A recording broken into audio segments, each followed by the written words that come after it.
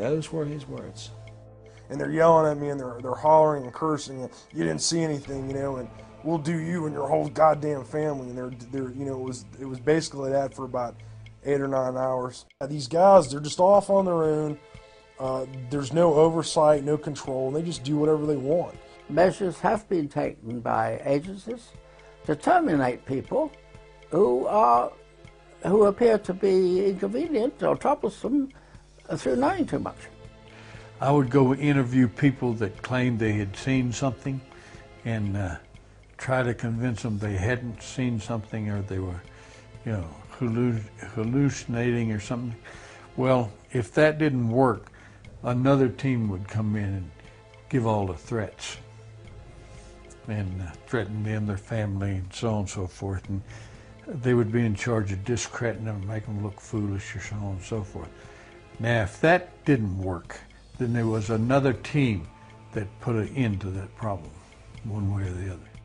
It was a real eye-opener, how deep the secrecy goes, how deep the cover-up is. Grazie a questa strategia basata sulla derisione e sull'intimidazione, ancora oggi le mura del Pentagono proteggono gelosamente tutte le più preziose informazioni mai raccolte sugli UFO negli ultimi 60 anni. E grazie al fatto che il problema non è riconosciuto ufficialmente, non è nemmeno possibile individuare l'entità a cui rivolgersi per avere chiarimenti in proposito. See, this is what you'll be up against. Who are you going to see? So you see how the government operates? Even with the experience I had being on the top of the government all the years, I couldn't tell you who to go see. Persino presidenti come Jimmy Carter e Bill Clinton, che hanno voluto sapere di più sulla questione degli UFO, sono stati accolti da un muro di gomma impenetrabile. And President Carter, after his inauguration the previous day, called the Director of Central Intelligence in and informed him that the President wanted to have access to the classified documents relating to unidentified flying objects and the potential existence of extraterrestrial intelligence.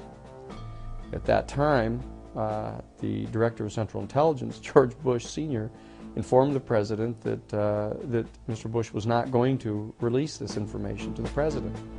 Quando Bill Clinton chiese di avere tutti i dossier esistenti sugli UFO, ricevette questa lettera dalla NASA. Nessun organo governativo è attualmente incaricato di investigare gli UFO perché non vi sono prove tangibili che esistano esseri viventi su altri pianeti o che gli UFO abbiano a che fare con esseri alieni. Di recente Bill Clinton, parlando del caso di Roswell, ha rilasciato questa dichiarazione. Io ho cercato di sapere se vi fossero dei documenti governativi segreti che rivelavano qualcosa. Se esistono, li hanno nascosti anche a me. E in quel caso non sarei il primo presidente americano a cui i sottoposti hanno mentito o che i burocrati hanno ostacolato.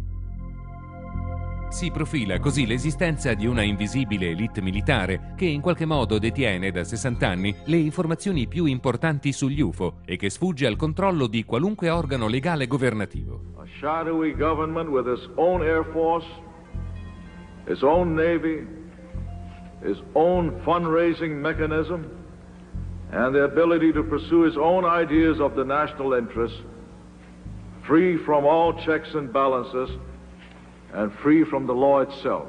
It is a clandestine group, a quasi-government group, a quasi-private group.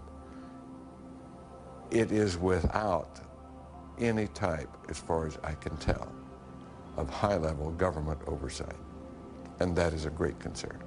And the truth is, they have hidden things like U.F.O.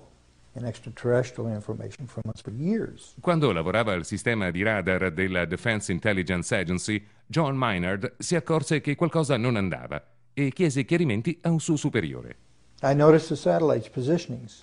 I said, now this is supposed to be a system that tracks radar anomalies on Earth, right? You know, the whole thing, the movement. Yep, that's what it does. And I said, so why are half of them pointed towards the outer space? Towards the moon, towards areas that are just blank space? Well, I don't know, was the reply. He says, never thought about it. I says, well, at least half of those satellites you got up there aren't looking at Earth. I said, what are they looking for? He says, well, you got to have need to know about that.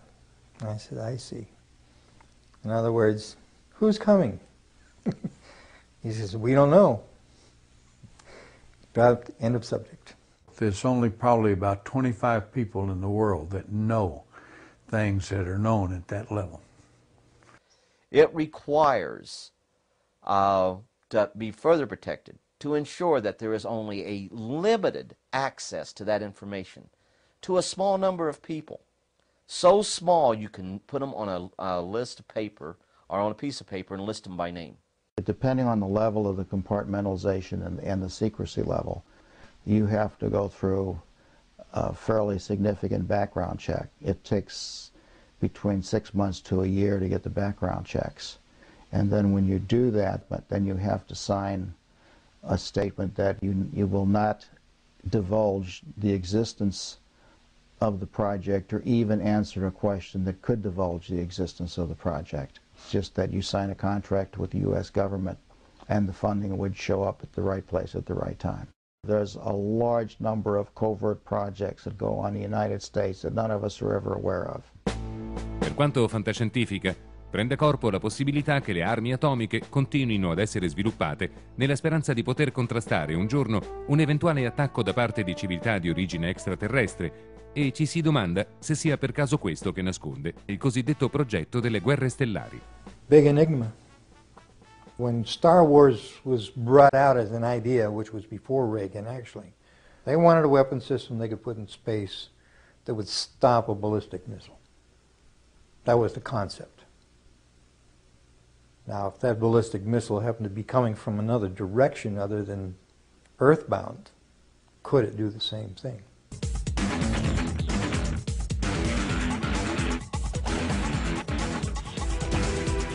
Lo scenario che si propone è qualcosa di assolutamente catastrofico e la possibilità che qualcuno si illuda di poter combattere eventuali civiltà extraterrestri con le nostre armi atomiche pone dei rischi incommensurabili per l'intera umanità. If beings can travel in time-space, then anything we would put in orbit as a weapon would be like going against Genghis Khan with a firecracker.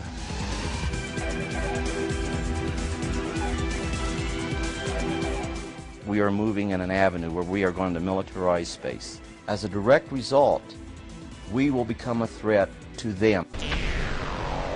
Ancora più spaventoso sarebbe se lo spauracchio degli extraterrestri venisse utilizzato per nutrire inutilmente un'industria degli armamenti che vede nello scudo stellare una fonte di profitti praticamente illimitata. A questo punto vengono alla mente le parole che proprio Ronald Reagan pronunciò dopo essersi incontrato con il premier russo Mikhail Gorbachev. I couldn't help but say to him, just think how easy his task and mine might be in these meetings that we held if suddenly there was a threat to this world from some other species from another planet outside in the universe. È curioso notare come Reagan abbia ripetuto quel discorso in 4 diverse occasioni, di cui una addirittura di fronte alle Nazioni Unite. Perhaps we need some outside universal threat. I occasionally think how quickly our differences worldwide would vanish if we were facing an alien threat from outside this world. L'intera umanità rimane quindi con un grande punto di domanda. Se gli extraterrestri non esistono, quanti miliardi di dollari verrebbero sprecati per arricchire il famoso complesso militare industriale a discapito di innovazioni di tipo pacifico di cui l'umanità necessita ormai con urgenza irrinunciabile? Se invece esistono civiltà extraterrestri che sono in grado di penetrare a piacimento la nostra atmosfera, quali sono i rischi di uno scontro nucleare con queste entità sconosciute? E a chi toccherebbe in quel caso prendere decisioni che riguardano il futuro dell'intera umanità? We want the United States government to stop perpetuating the myth that all UFOs can be explained away in down-to-earth and conventional terms. When it comes to events of this nature, dealing with the great unknown, we deserve, I believe, more openness and a serious pursuit of the facts by our government. There is a serious possibility that we are being visited and have been visited for many years by people from outer space, from other civilizations. That it behoves us, in case some of these people in the future or now should turn hostile, to find out who they are, where they come from, and what they want. And I think it's our job to try to find out if there is really something in the air, where it comes from, what the origin is, and what the intentions are.